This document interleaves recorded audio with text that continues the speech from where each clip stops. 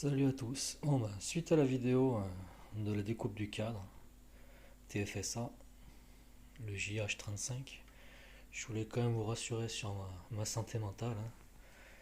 Rassurez-vous, je ne l'ai pas découpé, hein. Il va très bien.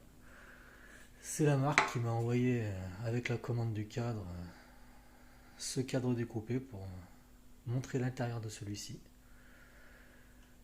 Donc voilà, hein, le cadre en parfait état.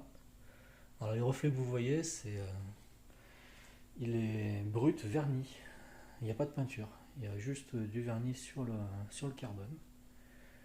Donc ça fait des reflets,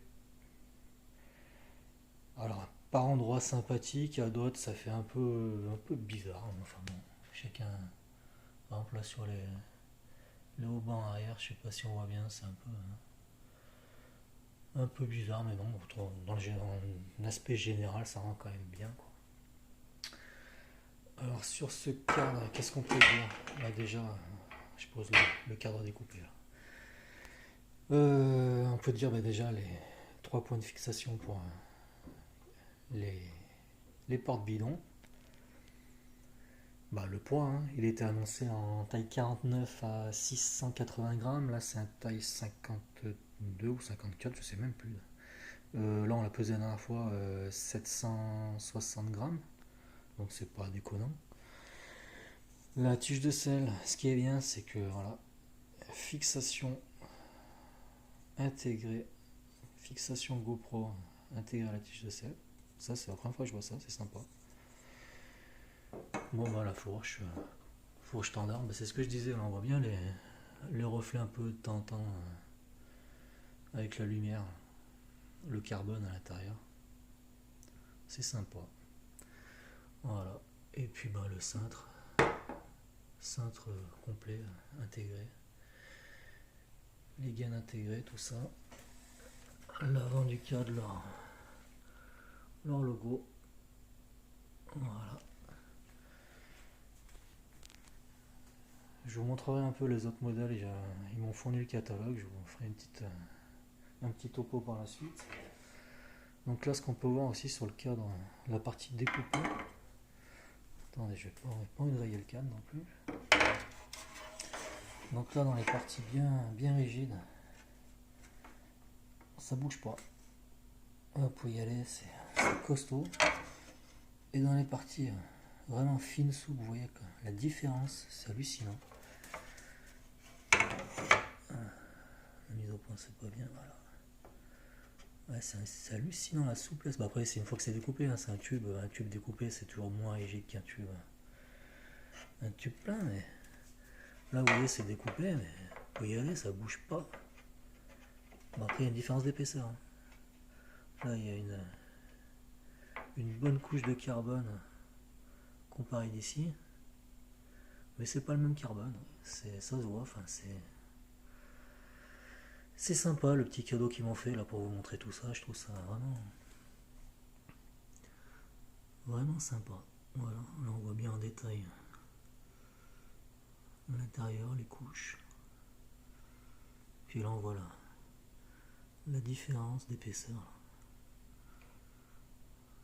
Là où ça a besoin d'être bien rigide, et là où on peut gagner du poids en étant des couches plus fines, plus souples. Voilà.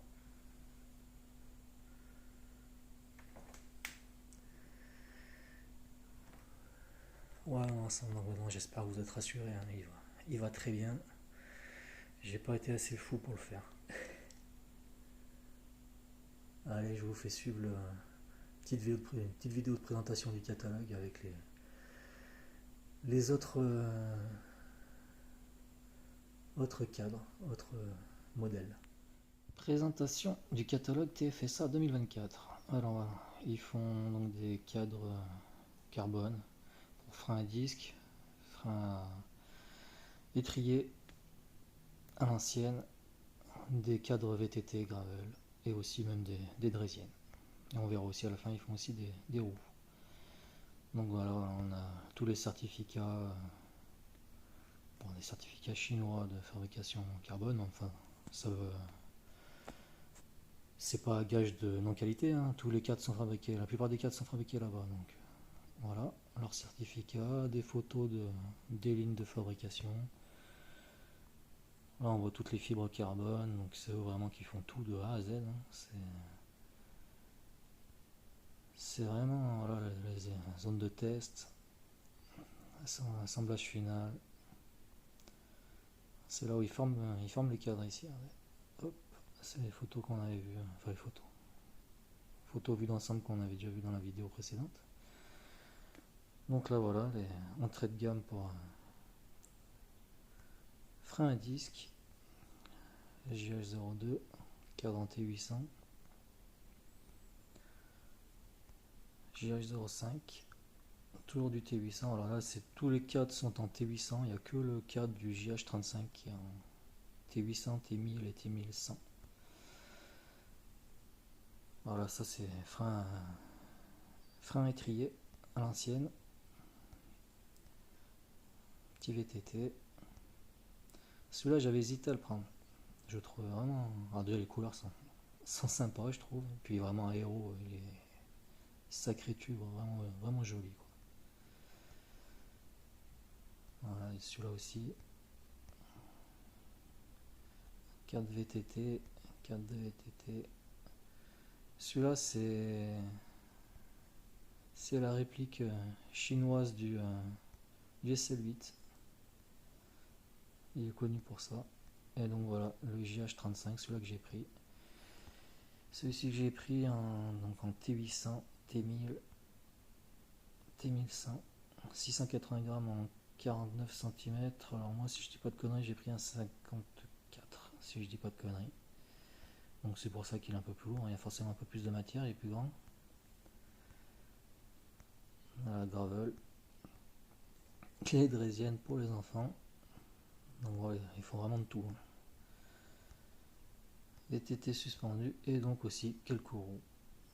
Ce modèle-là et celle-ci. Celles-ci, elles sont pas mal. J'aurais peut-être dû. Il faudrait jouer avec eux si je peux pas. Si je peux en commander de celles-ci. Elles sont vraiment chouettes. Puis voilà, après il termine avec quelques photos commerciales. Voilà, voilà pour la présentation. J'ai oublié de dire quand même qu'il fournissait patte de derrière bien plus longue que celle-là. Les entretoises. Et après tout le nécessaire pour le jeu de direction, pour la tige de selle, les petits caches pour le DI2, l'installation de la batterie, le maintien de la batterie dans la tige de selle. Voilà, c'est quand même complet, tout est là. Voilà.